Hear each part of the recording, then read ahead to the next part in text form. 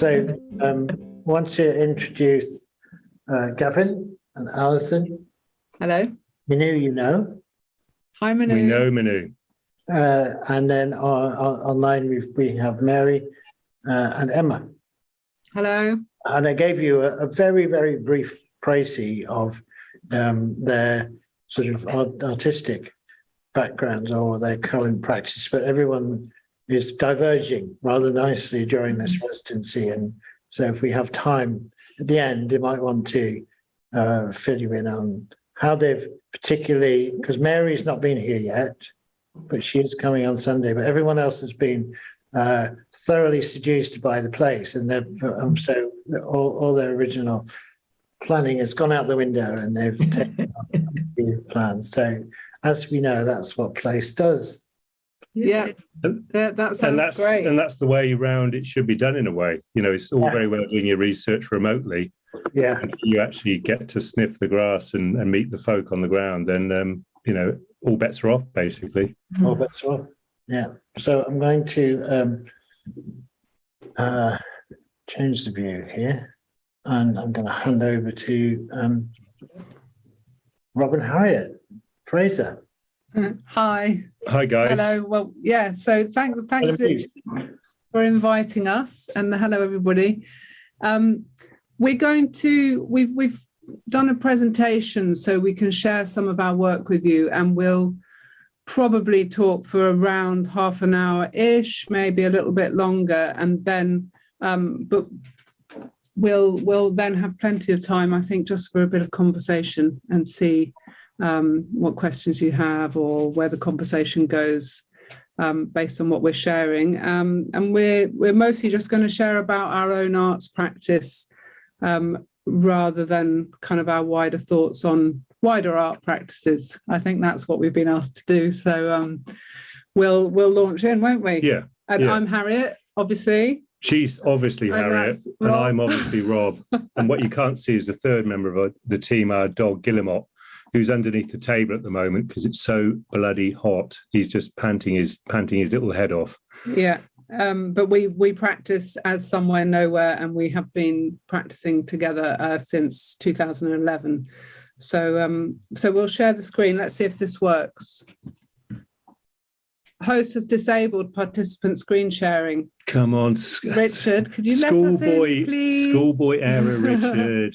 Well, if only I were a schoolboy and not. Well, we're all learners. We're all still learning. Yeah, I'm not 100 years old as I officially am now. Are you officially 100? Yeah, feels like it some days. I know that feeling. No, I did just have a birthday, and Ron. I don't want to say how old it was. Okay. Yeah, we should be good now. Okay, we're going to try. Rob, this might be us. What's it not? Mm. No, because it's my representative. Okay, right, let's try again. Why is it not working? Can you Rob? open it on yours? I haven't got the PowerPoint. We're just having a little problem at our end technologically. Bear with us. Why is that not working? Okay. I could talk about schoolboy errors, but I won't. Yes, do that for a second. I'll just get the hard drive. Where is it, Rob? Here. Okay. Do you want to sort that out? Sorry, guys. All right. Seem to have some kind of privacy blip. Oh, weird. Okay. No, I think it's something to do with Rob's computer. It shouldn't be. Which it shouldn't be. It's just saying we have to go back into settings.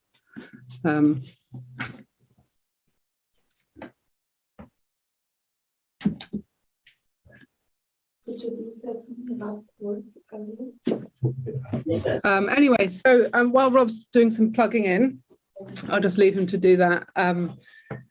We're calling from Pembrokeshire, by the way, which is where we are staying with Rob's mum at the moment. So Rob and I started working together in roughly 2011 when we set up a practice called Somewhere Nowhere. And the name Somewhere Nowhere comes from the opening lines of a poem, which is by Anne Stevenson. And I didn't have great English teachers when I was at school, but when I was about 13 or 14, there was one poem that stuck with me, and the opening lines was Somewhere Nowhere in Utah. And the poem is called Still Life in Utah. And so we got in touch with Anne and said, oh, you know, we'd like to use that as a name for our practice. And that's where it's come from. It's kind of, some people have reflected back to us that what we do with our work is to go to a place that might have been a nowhere for us. And then as we get to know it, it becomes a somewhere.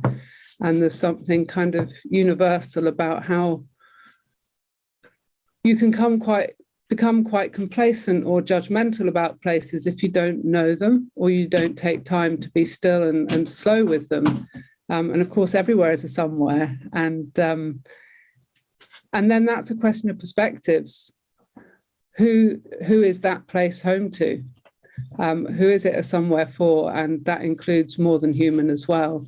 So as our work's carried on, we're always really interested in multiple perspectives and bringing those into our work. So when we take you through the slideshow, we will talk about how we've been meeting people. Rob's getting on with, I'm just bringing he's putting it onto my computer, which might behave better. So you tell me when it's up.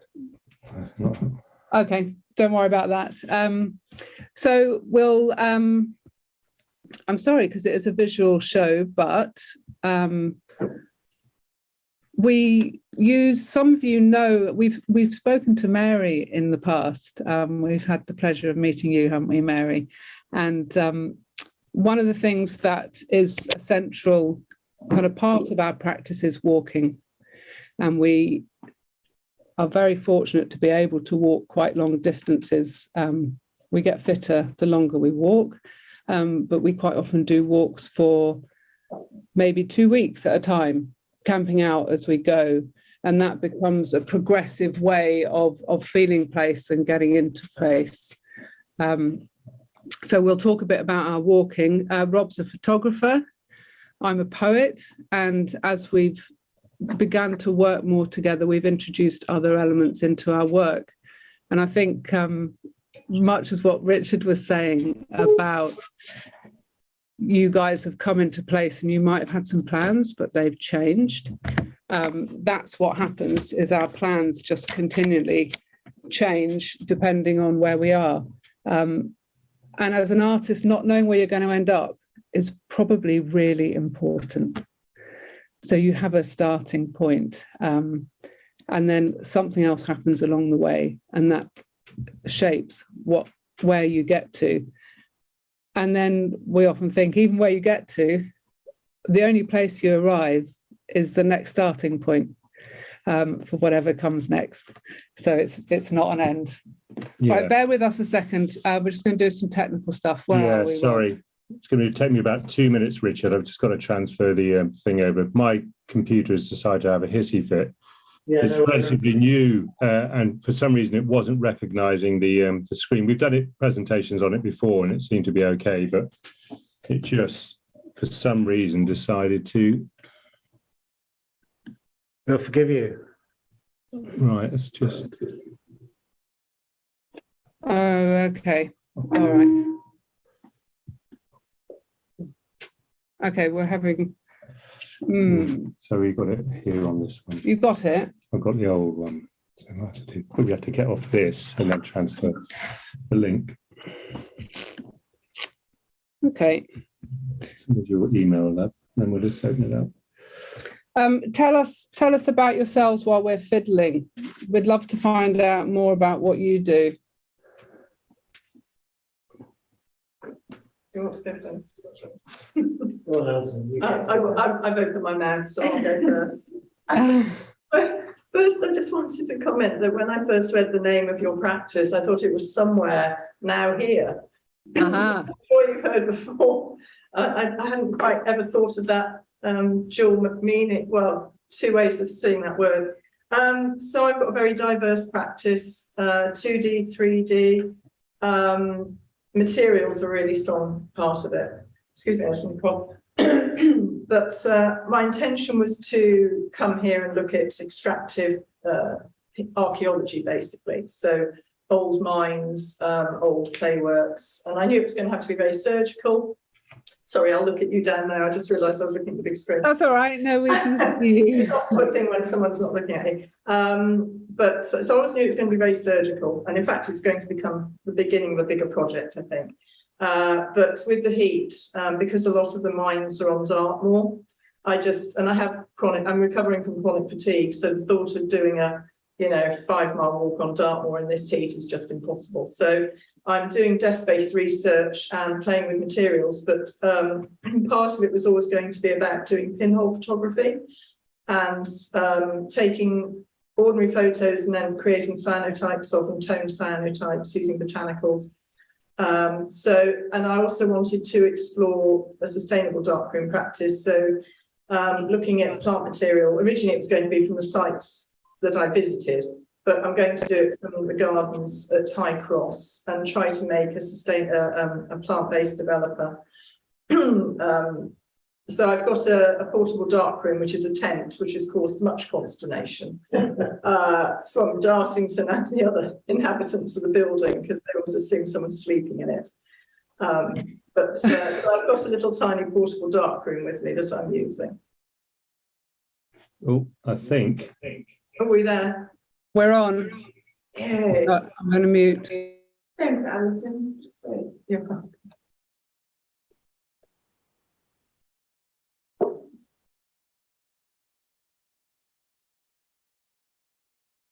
My name up in lights.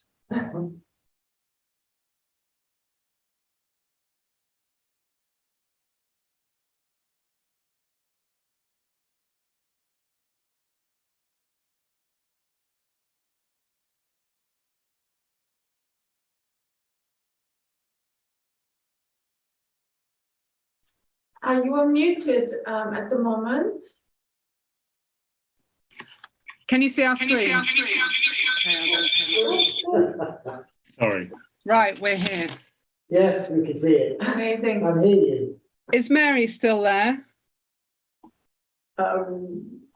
Yes, I'm here. I'm Sorry. muted. Okay, yeah, so we just, sorry about that. It's new computer syndrome. Everything was set up and seemed to be okay, but then technology always fools you. So it's just a slow meander through our process. We like to think of ourselves as beings in place, soaking it up from whatever ways we can. There we go. There we go. So as I said, we really like walking and getting ourselves out there and being immersed in place. But our knowledge and our ability to reflect on places is never just down to us. And we spend a lot of time getting to know places by meeting people who live in a space, dwell there and understand it very well. This is me going up on a gather with somebody called Gavin up towards the Helvellyn range. Rob and I have spent a long time getting to know the land from the farmer's perspective in Cumbria, and then more recently across the last few years in Dartmoor, Yorkshire and the Shropshire Hills as well. Yeah, but we also take opportunities wherever possible of talking to people who know their stuff. We worked out in America a couple of years ago, and we made a beeline for Utah, speaking about drought-ridden places, and particular going to this place called Panda, which you've not heard of. It's regarded as one of the biggest living organisms in the world. 106 acres, 80,000 stems of a single clonal aspen. So we set up an appointment to meet the head forester there and spent 3 hours with him wandering around this single tree, which is what you can see there, which is quite a cool thing to do.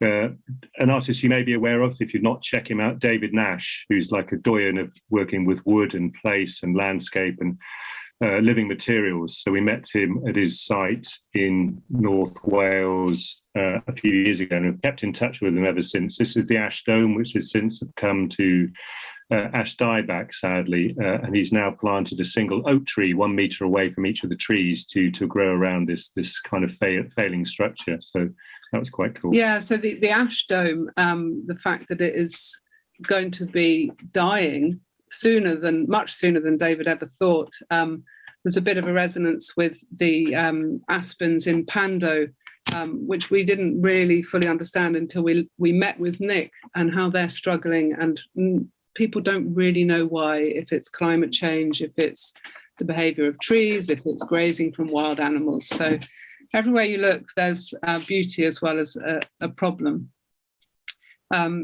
But we don't just kind of turn up and interview people. We try to make an effort to get involved, work alongside people to get a feel for place. Sometimes, yeah, that involves getting your hands wet and dirty. There's a lot of fairy liquid involved in getting a top ready for a show. That's James Rebanks, who you may have heard of. He's kind of, since we first met him, he's become quite well known through his writing. His latest book is English Pastoral, where he looks at the possibilities of working much more closely with nature as a farmer. We also kind of get involved with bigger groups as well. This is a group, a 5-year fellowship program looking at climate, adapting to climate, using scientists, modelers, and a few artists. So we were working with this team quite closely over a period of 5 years, looking at soil, looking at water, looking at bioecology, and the messiness of all things, the way that they're all connected. So that was a really interesting project to sort of follow over that period of time. And we take what we learn out into the field, if you like. That's me reading a poem that I wrote in that location on a guided walk, which we did through the Lake District National Park. And I think that the messages that are given to us by a place that are much more powerfully shared in place, if possible. I know not everybody can get out there, but it's great when we're out there sharing. But also bringing other people in the conversation. This is Robin Milton, who at the time he gave this speech in London alongside an exhibition we did, was chairman for the Uplands for NFU. You know, it's not just as artists, it's never just our perspective that matters. Yeah, and then representing it back, we're actually both fellows of the RGS, the Royal Geographical Society, and we've got involved with an event called Explore every year, which you've not heard of. It is brilliant. If you're into place and into the way that we interrelate with place through academia, through art, through anything, it's just nice to get invited as a group of artists to actually start talking about the way that we work, you know, the way that we do research. So it's a great place to have those conversations. Have you got the slide you want to read up the? Yeah, so as Harriet said, it's all about meeting people in their place. You know, we're a great believer in other people being experts in what they know, rather than capital E experts that are sometimes listened to. So yeah, so I think what we think is how do we build trust? How do we put ourselves in a position where we can see things from other people's perspectives? Hang on, what are you pointing to? That one. That one. Okay. Sorry, we're just opening up something on Rob's computer. Yeah, this is us on top of a hill called Ingleborough in the Yorkshire Dales. And yeah, this is gathering, bringing the sheep in for the last time of the year when they have to get all the sheep off Ingleborough. This was taken about 3 years ago, but we're now going back again the end of this year again as part of the project we're working on. So we'll know the same faces up on the hills, same dogs, although they're difficult to tell apart. And Harriet's just going to read something that occurred to her on the back of this, if you like. Yeah, I think in the context of research, really, that as we do our research as artists, we find more and more that the quality of the relationships we have and the way we choose to communicate are the critical things. And building trust is vital for this. You know, Rob's a photographer, I'm a writer, but often we'll meet somebody, we won't take any pictures, we won't do any interviews, certainly not for the first meeting. So we do get to know people, and they get to get a sense of who we are before we dive in and start doing more formal research work. And that's really what underpins the way we approach what we do. It's a great privilege to have a lot of time if we have a project that lasts for, 1 or 3 years. But again, we're working with people now who we worked with 10 years, simply because one thing leads to another, and then often it comes back full circle and starts all over again, but with a slightly different perspective or a different foundation of knowledge from which to ask questions. Or perhaps the world's changed, as it has drastically, I think, over the last decade. Yeah, Harriet's written something which I'm going to read out, which I think is very pertinent. In research, the quality of relationship and ways of communications are critical, with trust as a foundation. We never try and catch people out. We always go with a good set of ears and a smile, and just learn from what people have to say. And I think that stood us in good stead over the years. But it's not just the human world as well. We like to record the more than human aspects of this planet that we share with others. Increasingly we're thinking about how we bring in other critters into the conversation as well.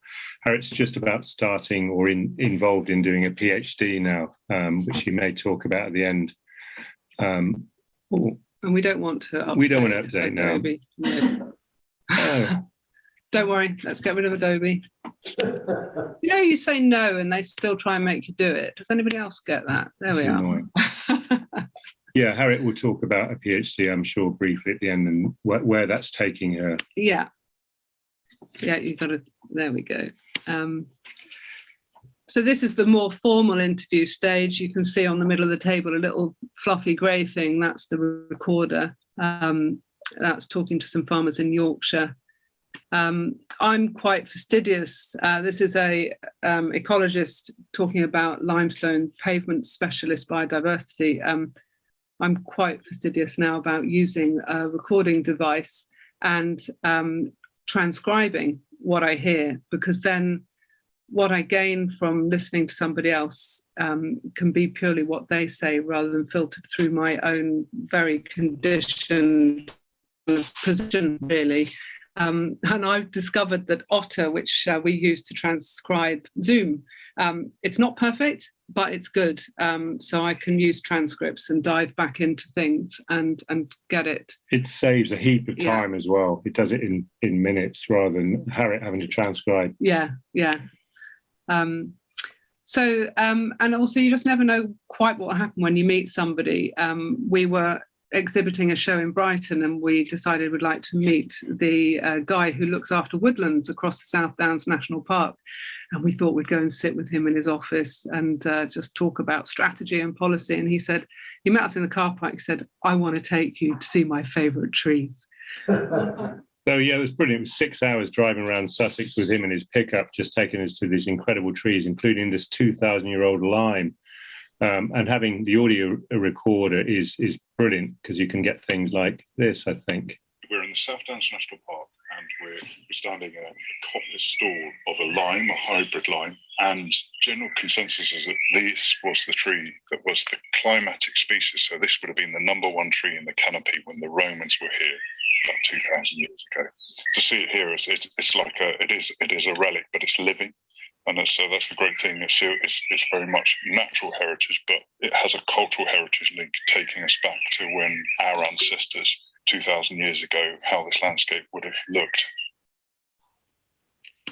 Yeah, so that's really useful to have that. I think it's a brilliant clip, just talking about the living cultural heritage of a place. So, never not get materials. That's what I would suggest. Yeah, and also, that taps into the way we're really interested in entanglements, and it's just so hard to think in one category without overlapping to another. And again, that's we'll talk about that later. That's an increasing part of where our inquiries are taking us. So primarily I'm a photographer, so a lot of the projects we work on, I use this old-fashioned Horseman large format camera to still people down, to slow them down. A lot of the exposures I take are about half a second long.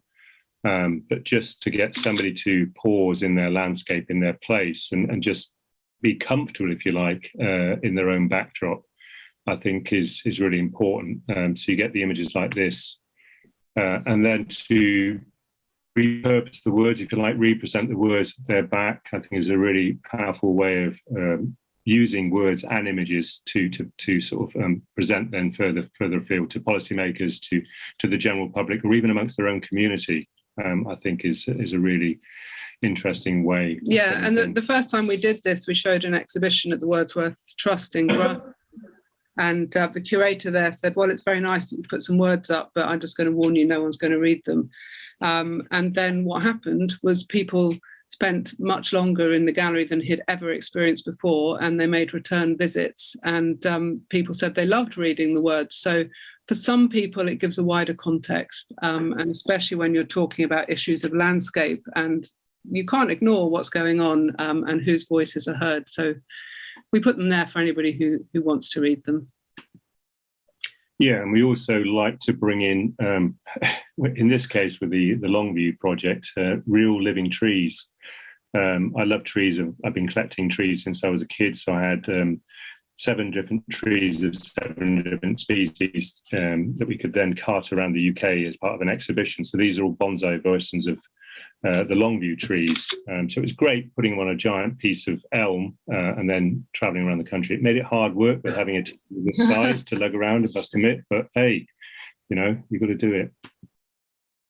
And then representing information in other ways. You know, we've had a few spreads in sort of big papers across the years about how we relate to place, what we've captured, and then, you know, it's a good way of getting messages out there. This wasn't our choice of wording, by the way. This was the Telegraphs who chose to go down the antagonistic way with the fight for the fells. But yeah, so this particular publication was, I suppose, more what you'd call documentary. So our work definitely does span documentary as well as the more kind of artistic stuff, which we publish in journals and arts type publications, or come along to conferences, indeed, which we were at with you recently. A massive part of our work is just being outside, just getting out there in all seasons, all weathers, night and day, just experiencing what the place has to offer to us. I think I've been camping for years, Harriet has too. So we have the tools in our box, so to speak, to actually be able to get into places like this. And we have the equipment as well, which I think is really useful. You know, to be comfortable at -6, -7, -8 on the top of fells in November, albeit a bit cold, and Harriet's boots froze. I think if you have that gear and that experience, then I think you can be there, and it allows yourself to just be open to what's happening around you. And doing the long distance walk has become a big part of our work over the past few years. Every 2 years, it seems to be that we do a walk of usually a week, sometimes longer. 16 days was the last one in 2020, of tottling through the hills with all the gear that we can use over that period of time. I think it's hard work, it's challenging, but it allows us to sort of be in place over that period of time and just slow down and just listen to our body, our creaking knees. Yeah, and we deliberately, we don't take any books or any material to read. We don't put the radio on. We don't tune into news, so that progressively over time, we're just simply in the place we're in, and our minds aren't taken hither and thither by all the other wider concerns. Of course, you can't switch your mind off altogether, but that feels like it's quite important, actually, just for a time to step out of that. And there's another lovely picture that we deliberately chose that night to go camping because there was a storm forecast, and it was the most horrifically powerful storm, incredibly thrilling. We put all our metal stuff well away from the tent just in case. But we survived. And it's those kind of intense experiences that make us feel much more in touch with the elements, and I think that's really important for us. But also make yourself feel small in a place like this, to make yourself feel a little bit vulnerable, a little bit on the edge of your comfort zone, I think is important, because that's when some interesting stuff happens. David Bowie had a good quote, which I can't remember, about wading into the sea up to your kind of the level of your nose. And when you're just about on tippy toes, that's when good things happen. Not sure I'd agree with that, but you know, I get what he's trying to say. It's there that some things can open up to you besides fear. Yeah, and again, going out at night time, you know, if you've got a decent torch, and you've got the gear, just to be able to be in a place like this, I think is very incredible. And nobody else is out there.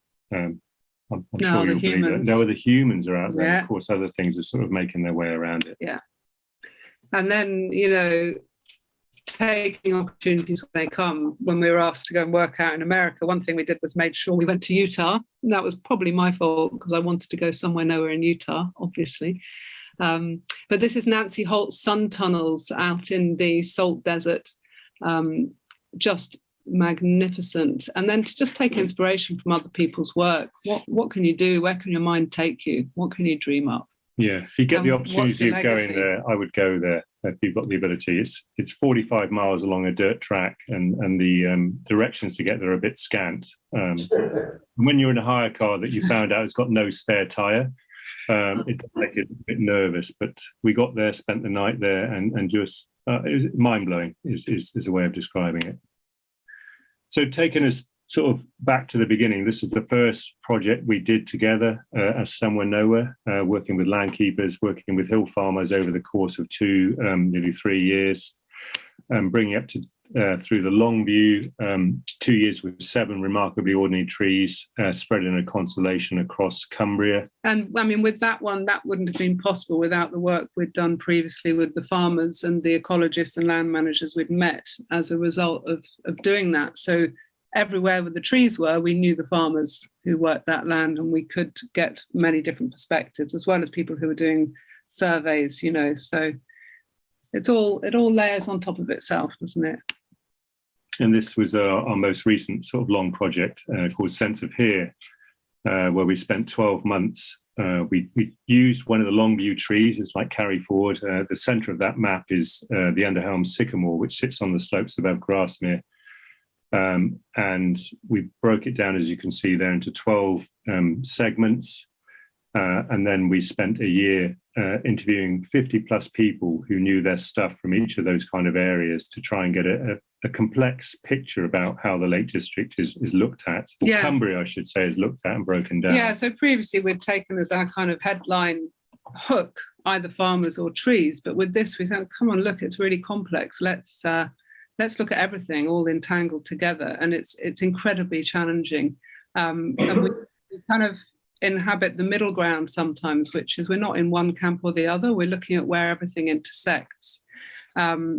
And also the idea as an artist of having your studio, you know, is your studio the place of potential? It's where you spend your time. It's where you do your thinking or bring your material, and what arises from being in that space. And for us, our studio is very often outside, and what arises from being in that space always feeds forward, doesn't it? Yeah, one of the major points of that project was doing a series of installations. We call it the poem canvas, or the Sense of Here canvas. So it was the same canvas which we carried to different sites during the course of the year. Each segment, each month, we put the canvas somewhere in that space, 2.5 meters by 2.5 meters. It was quite hard work when it got windy, because it acted like a giant sail. So we learned to adapt it with tethers. So it was January. And then this was the final canvas in December, What Can Change? And that was just before the pandemic struck. So it seemed quite prescient, I suppose, to understand that lots of things can change and can change quite quickly. It was just a nice way of interacting with the landscape in a different way, in a formulaic way, if you like. It gave us that thing we had to do every month. Every month we had to put the canvas up. Every month we had to camp on that line. So we moved around the clock 30 degrees by each month, and then found the spot to camp and the spot to put the canvas up. So it's quite nice to have a strategy and then let everything else kind of unfold in between that space. Yeah, and this is my particular favourite. This is October above Buttermere in the Lake District, putting the canvas up there. and it's just a nice thought that we like to carry forward throughout our work. And this is the series of canvases as they appear during that 12-month period.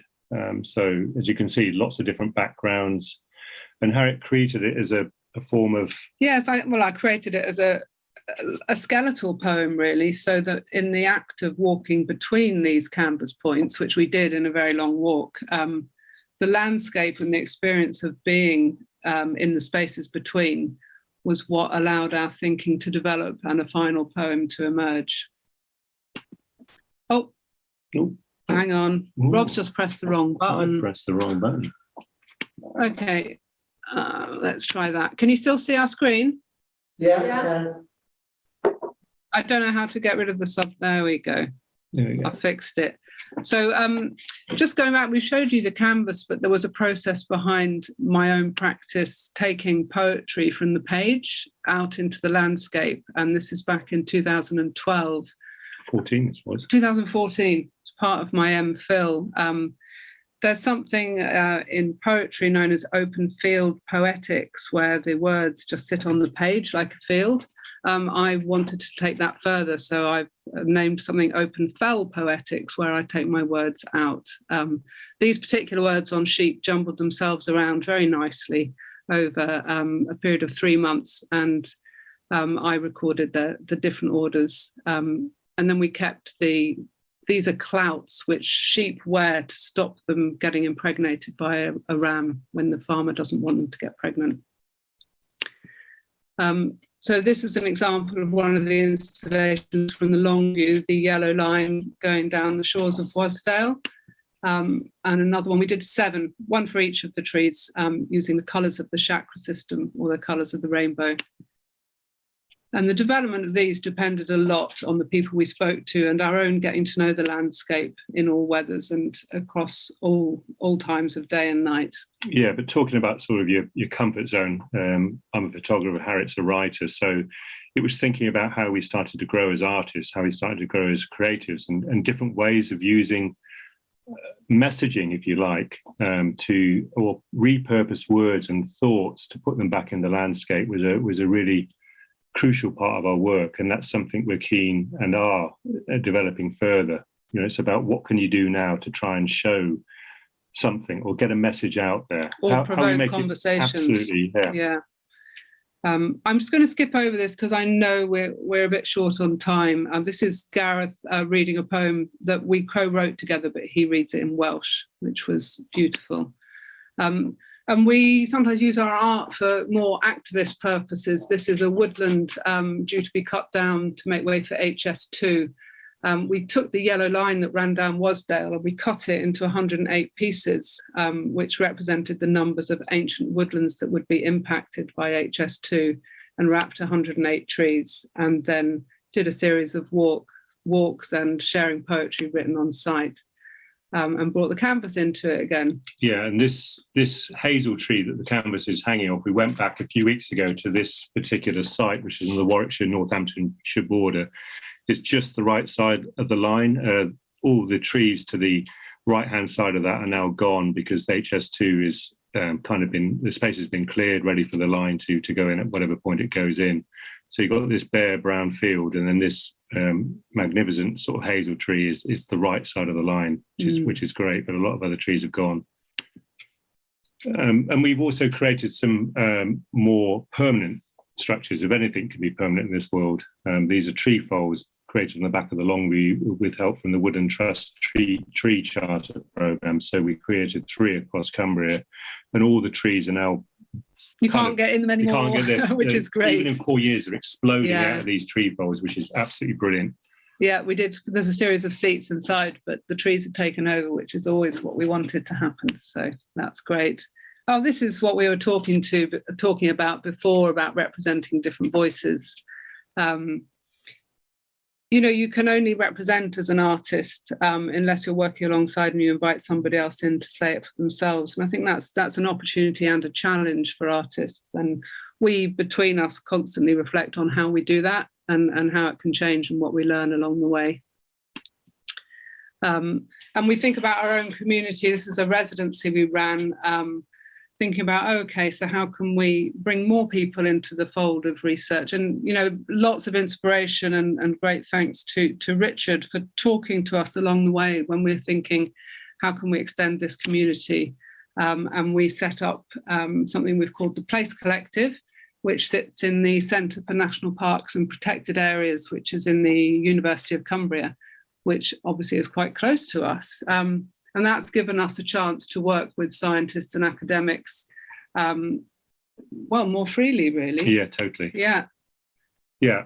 And speaking of the Place Collective, we've just started doing our first bits and pieces of work. We won a NERC-funded call out, if you like, about a year or so back. And we're working on this bog in northern Cumbria called Bolton Fell Moss. Yeah, I'll share a picture of that after we've closed down this presentation, I think. Okay. Yeah. Should we keep going? Yeah, we're nearly there. Yeah, I think we are. Well, this was part of another 13-day walk. Really just, again, questioning our own sanity. Our own sanity. Why do we do it? It is quite hard. Yeah. But yeah, it's, I think artwork in the environment as well, or land art, whatever you want to call it, is always worth having a bigger conversation about. And we came across this. This is Nevada, isn't it, rather than Utah? Yeah, just across the border. We came across it and thought, whoever's done this is brilliant. We just love it. Yeah, why not? Just put something out there for people to encounter. And it's there for a time and then it's not, you know, but the conversations can continue. Right, I'm going to press stop and see what happens. Okay, can you still hear us? We can. Yeah, that was great. Thank you. Thank you. So we kind of just threw a lot of things in there, and hopefully you can, if you've got any questions, please feel free to ask. Well, one thing that we didn't speak about that we've come to think a lot upon is the fact that as artists, particularly artists who are so wedded to getting outside as often as we can, we like to think that we're collecting data of the heart. It's another form of data. You know, data comes in many different forms. You know, we work with a lot of scientists, a lot of academics, modelers, and people like that who have their own idea about what data is. And of course, that's very readily accepted. But the idea of being outside and just soaking up a place, getting the feel for the place, I think is really important. Right, are you gonna try and share something, Harry? Is that what you're trying to do? I was just going to share an image because I know that I'm just going to share my screen one more time. You'll probably see yourselves. I wanted to share. Can you see my screen again? Yeah. I just wanted to share this image here. For those of you who are interested in writing, writing a short poem is really, really hard. And so I've just taken a little grab of, I'm often starting with a long poem, cutting it up, making it smaller, using maps, using scissors. And it may seem simple when you just have a few words on a canvas. This is us on Monday in the bog, but it sometimes takes me months to write a short poem, especially when I'm limited by the size of the space available to share it. That's the first thing what that is. So yeah. So this is a map on the right hand side of Bolton Fell Moss. There's a boardwalk now which has just been opened in the last 3 weeks. So this wooden walkway goes all the way around this site, or half the site, which is 480 hectares. So it's huge. So Harriet's been asked to create a poem which we're going to have cut into steel, and then it will go on poles which sink to the base of the peat bog. So it becomes a marker of time, if you like, this kind of way of gathering very slowly the accruation of the sphagnum moss and how deep the bog becomes. But more importantly, it's going to carry this poetry around the site. So that's quite nice. Yeah, so if you're around in 1,000 years' time, these will actually be a measure of how much the bog has grown. Yeah, it'll be about a metre. But that's with an idea thrown at us by one of the scientists monitoring team. So that was a really nice blend of poet and scientist and bog all working together. Yeah, it's a really interesting project to work on with all those different takes on the same place, from the scientists from Cymru University to the conservationists from Natural England who are running this National Nature Reserve. It's due to be open to the public next year. So it's been, and we've got 5 artist members from the Place Collective who are all doing their own different thing, including Helen Can, who's a map maker and illustrator from Brighton. She's creating a wonderful map.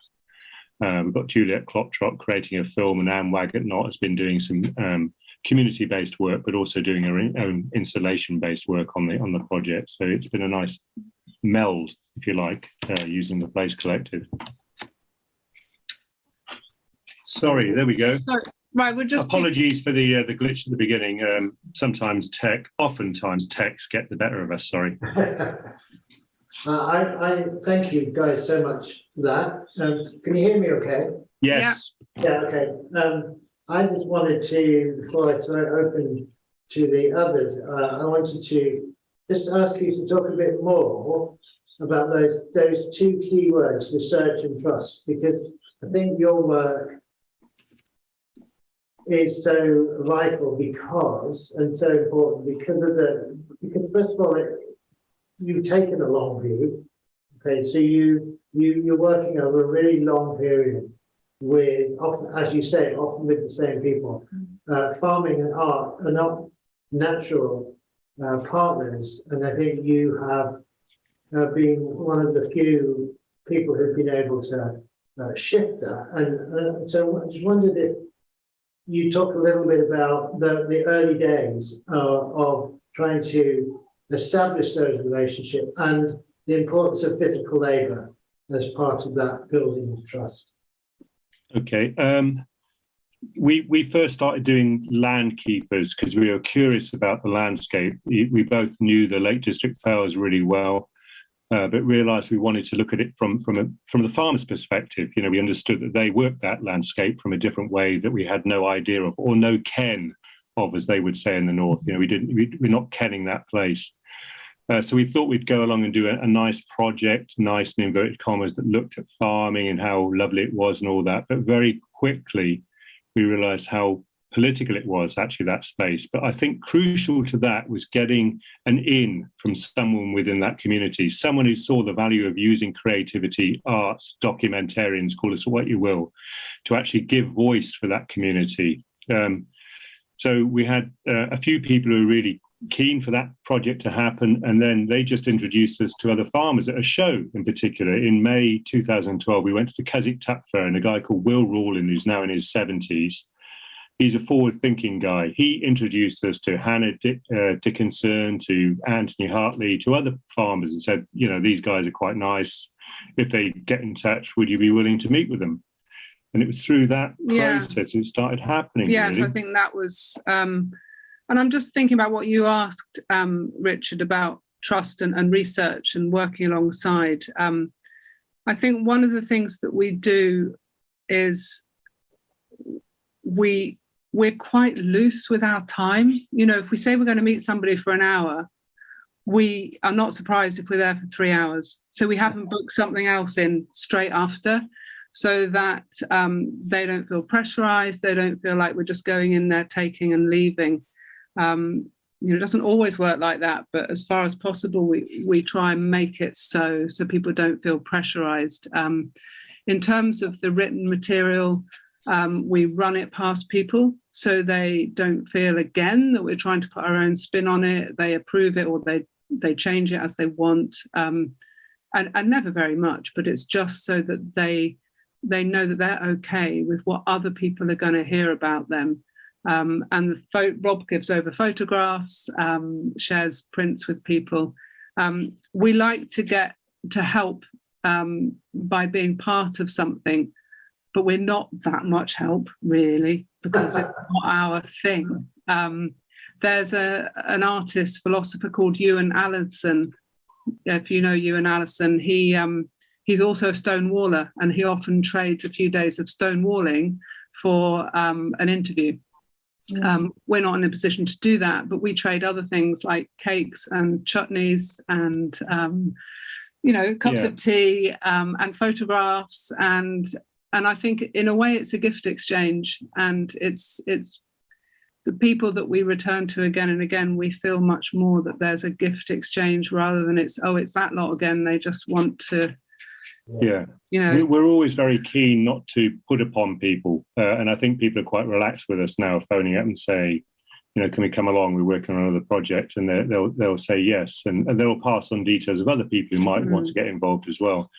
Trust, that relationship and trust thing is huge, and having the time, I think, is very important. Having the time to sit with somebody in the kitchen and just talk about how their year has been, what's gone on, what's the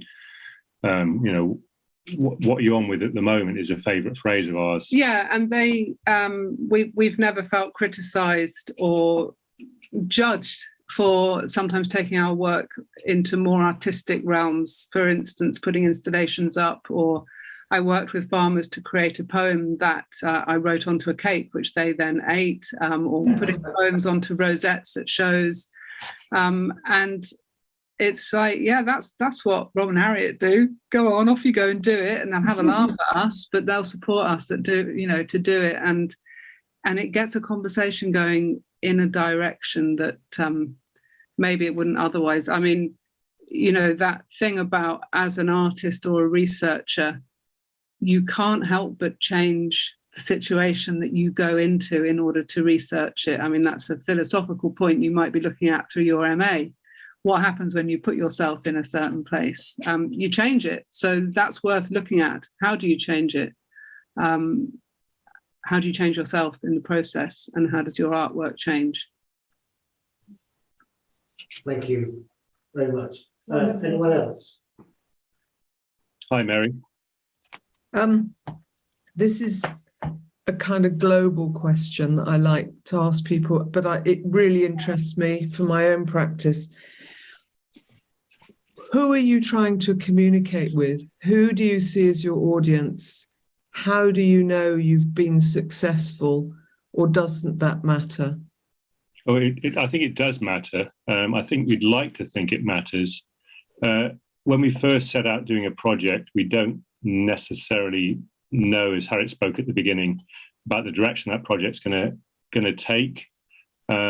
I think we'd like to think we're communicating with the people that we're working alongside. So, speaking with the farmers in particular, I like to think that anything we do would have a resonance within the wider community. So they're one of the audience, if you like, so that farmers can see what other farmers are doing. And also what other specialists are doing whose work overlaps on the land that is shared. So if we bring in multiple perspectives, and we've spoken to, say, a lichen specialist or a carbon specialist, and we've spoken to a farmer, if all of those people are audiences for what we've discovered, they begin to see other perspectives in a space that they share. So you're sort of integrating, in a sense. You have a role as integrators. I think so. Yeah. I think a role is maybe quite a strong word, but we see ourselves as a conduit, if you like, in some sense between those. I don't think I'd like to take on anything highfalutin as being responsible. We're responsible for the content that we edit and choose to put out there, but we're not responsible for how people react to that or use that information. In terms of agenda, I would like to think that policymakers are listening in or get wind of what we're trying to do, because ultimately policymakers are the people who have set the parameters for how people who work the land. What schemes are going to be used to going forward now that we're moving boldly into the future. How are upland farmers in particular going to be remunerated or not for what they do, what they deliver? So it's an interesting time to be looking at space and land use. Yeah, I mean, policymakers, we've recently worked on a project, a big research thing around natural flood management in lowland catchment areas, which was new to us, but involved looking a lot with farmers who were interested in how their soil behaved according to different land uses. But we ended up presenting to people from the Environment Agency. So there you've got the policymakers do become part of the audience. And another part of the audience is whatever you might call the general public. But, you know, if it's true that we're living in a time when people really are thinking in much more polarized terms outside of the existing echo chamber that we're in now, you know, if we can somehow nudge people away from polarization, we both think that that's valuable. Final part of your question, how do we measure success? I think that might be why I'm doing a PhD, because I don't know. I think, you know, sometimes you get an email out of the blue and it says, thank you for what you did. That really has had a massive impact for me. But that might be somebody who followed a blog or a walk we did and it was great for their well-being, or it might be somebody who went and talked to a neighbour they wouldn't otherwise have spoken to, or began to see things differently. So success for us is what's reflected back to us, I think. And if we get asked to do a bit more work, we must be doing something kind of half right. Success is also paying the bills, of course. You know, we've absolutely hard about it. As freelancers, we've been freelance now. Well, I've been freelance for 32 years. So, you know, you've got to persist somehow. You know, you've got to be durable. You've got to weather the storms, because they come, they go. There's a good saying which I've used over the years quite a lot. I read it in The Guardian some time ago, called "Stay on the Bus," the Helsinki bus theory, which I really strongly believe. I can't remember who wrote it, but it's in The Guardian. If you Google "Stay on the Bus" theory, it talks about it's getting on this bus at the main station of Helsinki with these other creatives. It's aimed at creatives, and they're all doing roughly a similar thing. And you think, well, everybody's doing the same thing. I'll get off at this stop, go back to the main station, and then get on another bus and go in a slightly different direction. If you stay on the bus, then more and more people drop off as you go along until you're out in the countryside and on your own, and you're in control of your own bus, and people are coming to you because you do what you do well enough that other people recognize it. You know, it's follow your heart, follow your passion in a way. Don't try and second guess where what you can do with your art. In a sense, it's almost like do what you do well. Build up your own skill sets, your own toolbox, and then trust that others will come to you because they can see something that you do. And I think we both kind of stumbled along for the last 11, 12 years together. And now we're getting people calling us out of the blue to work with them, you know, which is really interesting. So ergo, success might be that we're doing something right enough for that to happen, I suppose. And the wider thing is, and this is not my question really, but it's interesting to me, success in terms of the wider environment and all the critters that share it, and how sustainable and healthy that is. How can we be part of the wider conversation and series of actions that allow that to be a possibility going forward? That's kind of our foundation. Rather than developing ourselves as artists, it's like what's happening in the wider living world. And this is what we happen to be bringing to it as part of a bigger group of people. Thank you. It's very helpful. Thank you. And I think if I can chip in on that, I think you used a really interesting word there, guys, which was conduit. And I think what you do, and I think to a large degree what art.earth does as well, is to bring voices together and open up doorways, open up pathways between what can often be quite narrow subdivisions. And I think art kind of has a unique role to play there. Yeah, I think we try not to judge. You know, we've got our own viewpoints for sure, but we try not to let the work reflect that. We want other people to make their own mind up. For instance, we met a gamekeeper last week as part of a project we're working on in common land. We've got our own views and thoughts about gamekeeping and the act of shooting estates and what they do or don't do for the environment. But we kept that hidden. It's taken us 3 years to meet that gamekeeper, isn't it? We've not been hounding him for 3 years, but he took us out for 3 hours on a site in Yorkshire, and we were both challenged by our own preconceptions. But that's great. You know, that's what people should be doing. You hear it from their perspective, from their point of view.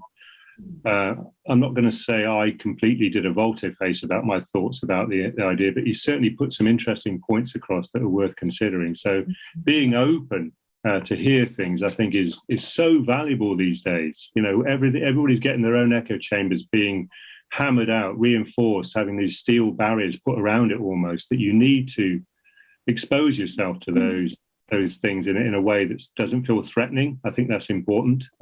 Doesn't feel aggressive for sure. And then, you know, at least you're open to it. At least you've heard it rather than just had your narrow echo reinforced all the time. Yeah. And do you think your gamekeeper automatically assumed you were antagonistic because you were artists? No. Oh, that's a different question. That's an interesting question. It's a difficult one to answer because we were in touch with him 3 years ago and we did an interview with him, which he insisted was only written. So we didn't have a chance to record him or meet him. And this time we met him. So there's a bit of a background behind that. And I don't think he thought we were going to go and make a big art installation piece off the back of our conversation. The context is that we are speaking to a lot of different people who are connected with the same area of common land. And so he understood that he was one of many voices, including graziers, including peat restoration specialists, including red kites or whatever. So I think and we also didn't go in with a journalistic mic saying, well, this is absolute rubbish. Why are you doing it? You know? Yeah. I want to say one thing is I'm just very inspired by the diversity of forms that you produce depending what project you're working on. And so I think that's really valuable maybe for everyone, is to see that the multiple forms, the multiple ways you choose in the end to synthesize your research period. I find that really inspiring. And thank you. Yeah, and it just strikes me, the time strikes me, because we live in a capitalist world where we seem to be having to utilize every minute of our lives to be productive, to do something useful. And I think time, the fact that you try to really give your time to allow a relationship to unfold, that's not necessarily about yielding something specific, but just to have an authentic meeting or conversation is just a great reminder. That's all. It's thank you for reflecting that, because I don't know about you, Rob, but sometimes I have to remind myself of the value of that, because there's this kind of unwritten rule that we have to be doing all the time. So that act of just being, whether it's with other people or with a tree or whatever, is so important. And I think one of the chapters in my PhD is going to be called The Art of Doing Nothing and Not Knowing Anything. I think that's great. And you know, I think traditional funders, particularly Arts Council, I have to say, don't understand that. They do not understand the value of doing nothing. Another thing that's worth pointing out is, with my crap business head on, because I'm chief finance officer for someone, no, apparently, I'm notoriously bad at accounting for time. I know time is a limited resource, and you should account for everything as much as you can in terms of the projects we get paid to do. But I can very easily talk to somebody a lot longer than we perhaps had apportioned to. And I think it's that Harriet mentioned the word gift exchange. If somebody's taken time out to meet with us, you know, they've taken time out, in particular with farmers who don't get paid to chat to us, they get paid to do every other job under the sun. It's perhaps different for other people from other organisations who are getting paid regardless of what they do. But if they want to carry on jaw-jawing to us, then we listen. You know, we owe it to them to actually listen and then reflect back to them and use them. So sometimes those meetings, those interviews can go on a heck of a lot longer than what we apportioned, and I think that's. But it pays dividends. that relationship forming thing, and it's about that trust thing again. It keeps coming back to curiosity, relationships, and time. I think that's what our work is kind of threaded through with. And walking.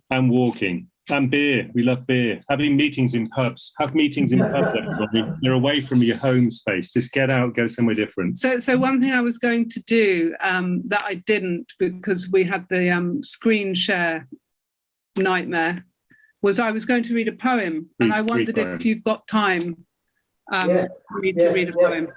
Okay, we can just finish on this, and it's called Resilience, and this was a poem that I wrote after the 13-day walk that we did to link up the spaces of the canvas. Resilience. This small, skin-held society, my body, feels its way over grass and stone, leans into wind, an ecology of muscles, sinews, joints, eyes, feet. Knees find consciousness. Pain rises, then eases like a river after rain. Day by day, body takes over mind, shows what it knows, learns as it goes. When weariness sets in, the mind compels those final, necessary movements to set up home, to make food, to eat. Then, lying flat, let's go. Muscle by muscle, tendon and nerve relaxes into healing. Over time, like land weathered, the body finds its strongest form, to be upright and certain in the face of a storm. Lovely. Thank you. Thank you so Thank you much. very much. Yeah. Anybody else bursting to ask a question, or can we let Rob and Harriet? Go, Manu, go Minu's on. got a question. One more question. Your place collective, how might we be able to interact with that? Or do you have any upcoming new collaborations, or how is the future looking of that? To be honest, it's been set up on an ad hoc basis. We're doing it through the Cymru University, as Harriet said. So what we're doing is we've got 31 members so far on the books. That sounds really knobby, but it isn't meant to be. In the collective. In the collective. Yeah, that's the better way of saying it. So it's kind of, we're now casting our eyes out for opportunities to work. To what crops up, and then it's a case of, because they've all got different specialisms, they all do different things. So whatever might fit within whatever project crops up, then it might be that we can work that way. On a more broader sense, we've got an artist gathering in the Duddon Valley, which we love, in the end of September. For those to come together and just chat. But we're looking about conversations on the back of Moss of Many Layers, just so we can share the learning with the scientists and with the conservationists. So we will be doing another online conversation later this year, and we'll let you know about that. We'll be keeping our eyes out for funding. A lot of it comes, I think, through AHRC now, UKRI. We are particularly interested in funding for projects that specifically involve research and arts as research practice, or artists alongside researchers in other disciplines. So as a team, we're looking out for opportunities. I think what Rob means when he says it's ad hoc is that nobody's paying us to do it. And it's a collective. So anybody on the collective has any ideas, or anybody comes to us with an idea and we think, yeah, do you know what, that would be great, let's do it. We'll do it, or we'll talk about it. So it's very much organic. Yes, totally. But it's really exciting to have got it was a NERC funded project to do this peat restoration project with Natural England, and it's tapping into the Festival of National Nature Reserves this year, and we've been talking to DEFRA about how it works. So it's kind of potentially opening up. It will lead to paths we don't yet know about. And what's really good, as you might be aware, I'm sure Rich is probably aware, is that NERC and UKRI and the AHRC are far more open now to artists as researchers working alongside other people. I think in the past, historically, not going back very far in time at all, maybe 5-10 years, artists were brought on board to pretty up documents, to do the last bit in terms of research. You know, they had to spare £5,000 or what have you, bring in an artist who will do the drawings that go inside something. I think artists now are more brought on board right at the very beginning for some project, which is incredible. In fact, some artists are actually leading the research. We're leading this Moss project. Absolutely, yeah. So it's things are changing. Things are changing necessarily. I think for too long, even scientists are probably saying we need to bring in an artist early, but the funding bodies have not been listening or turned a deaf ear, thinking we're just artists, we've got nothing to bring to the table.